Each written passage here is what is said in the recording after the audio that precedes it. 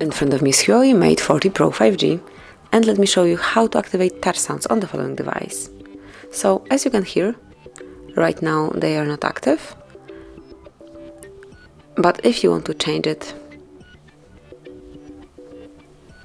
just open the settings, then reach sounds and vibration, and here go a bit lower to more settings. Here you will notice screen touch, mark it, and from now on you can hear each of my tap. And this is it. Obviously you can turn it off the same way, smoothly, by making the switcher, the indicator, not active, and this is it. So thank you for watching, please subscribe our channel and leave the thumbs up.